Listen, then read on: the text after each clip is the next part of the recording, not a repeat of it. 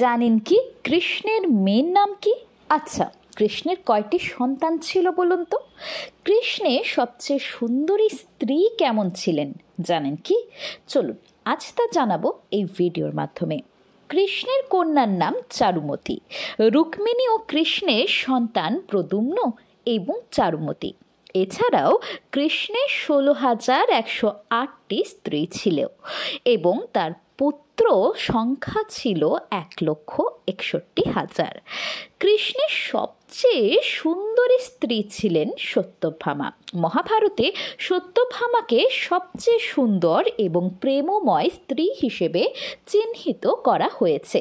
সত্যভামা শুধু একজন অত্যন্ত সাহসী এবং দৃঢ় ইচ্ছার মহিলাই ছিলেন না, তিনি কিন্তু অত্যন্ত দারুণ তীরন্দাজও ছিলেন। এমনকি তিনি রাক্ষস নরকাসুরকে বধ করতে কৃষ্ণের সাথে গিয়েছিলেন।